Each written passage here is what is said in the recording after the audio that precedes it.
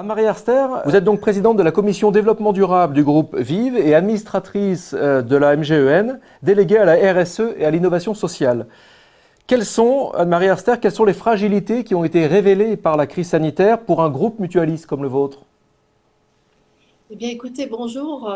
J'ai envie de dire que ce ne sont pas franchement des fragilités qui ont été révélées à l'occasion de la crise sanitaire.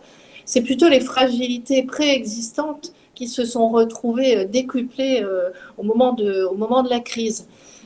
C'est à la fois des fragilités par rapport à des populations fragiles que nous accompagnons pour réduire leur permettre de l'accès aux soins, pour assurer leur protection sociale, pour les conseiller, pour les accompagner.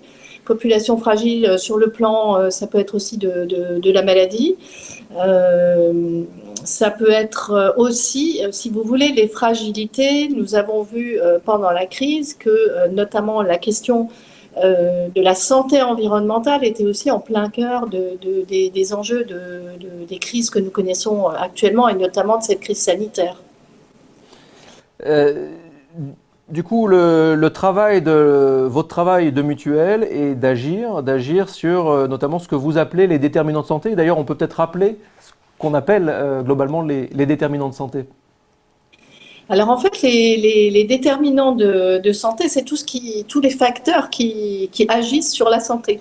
Donc vous avez à la fois des déterminants très directs comme la question de l'accès aux soins. Je parlais également de la pauvreté, de la capacité aussi à financer des soins. Mais il y a également des déterminants en qualité par rapport à la qualité de l'environnement, des déterminants en matière d'éducation aussi pour pouvoir mieux accéder aux soins. Et en fait, si vous voulez, tout ça pour nous, ça rejoint vraiment la grande roue des 17 objectifs de développement durable de l'ONU. Donc le groupe Vive, où effectivement j'ai la chance de présider la commission développement durable, a décidé de regarder au travers de toute son activité comment elle contribue et comment elle pouvait développer sa contribution et s'engager au service des 17 objectifs de développement durable.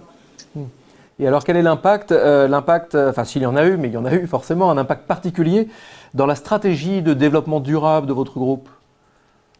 Alors en fait, il se trouve que cette crise sanitaire est arrivée au moment où nous venions de finaliser une politique autour de 18 chantiers que nous avions identifiés. Et nous étions en train de rechercher une priorisation possible de ces 18 chantiers. Donc bien évidemment, nous avons regardé quels pouvaient être les impacts sur lesquels nous voulions travailler en premier lieu. Pour pouvoir à la fois travailler sur les objectifs de développement durable, donc j'ai envie de dire à long terme, mais aussi nous attaquer dès aujourd'hui aux effets de la crise et peut-être également à ses causes de manière aussi un petit peu plus à long terme. Ça nous a amené à définir plusieurs points.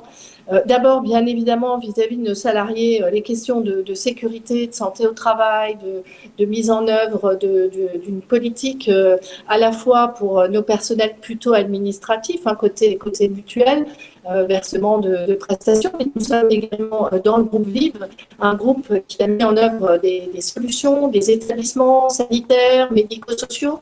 D'ailleurs, durant la crise, ont aussi participé plus globalement à l'organisation des soins, notamment par exemple des hôpitaux.